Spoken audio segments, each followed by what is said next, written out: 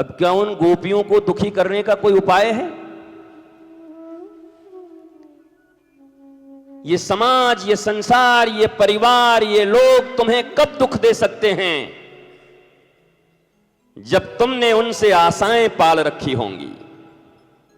ये तुम्हारे पुत्र, तुम्हारी पुत्रियां, तुम्हारे दामाद, तुम्हारे भाई, तुम्हारे सास, तुम्हारे ससुर, तुम्हारे मित्र, तुम्हारे नेता, तुम्हारे कार्यकर्ता, ये कब दुख देंगे? जब तुमने कोई अपेक्षा पाल के रखी होगी, मन ही मन कुछ, अब इतने बड़े बन गए हैं तो हमारे लिए तो कुछ करेंगे ही।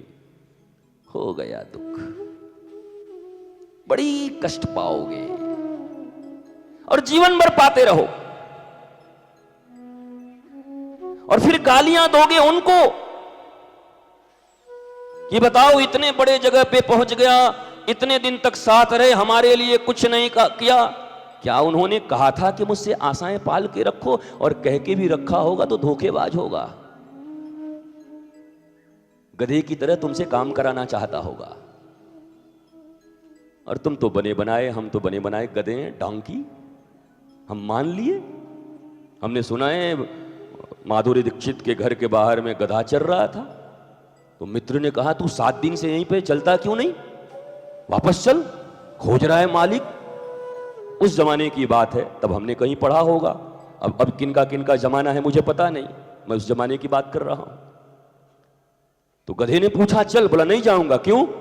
बोला मैं 7 दिन पहले मैंने सुना माधुरी दीक्षित की मां कह रही है कि अगर कोई उठपटांग इधर उधर करेगी तो किसी गधे से शादी करा दूंगा।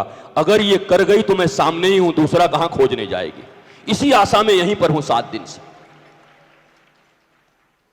वही गधे हैं हम सब, दरबार लगा रहे हैं। शायद कुछ मिल जाए, शायद चरणामृत कुछ हम तक आ जाए। छींटा तो आएगा। इस छींटे के लिए वो बेस्ट गाना मुझे याद आता है, हाय हाय ये मजबूरी, ये मौसम, ये दूरी, तेरी 2 टकिया की नौकरी में मेरा लाखों का सावन जाए। उस छींटे की आशा में तुम्हारे भीतर में बैठे हुए कृष्ण को भी तुमने इग्नोर कर दिया, जो परमानंद पहले से ही तुम्हारे भीतर था।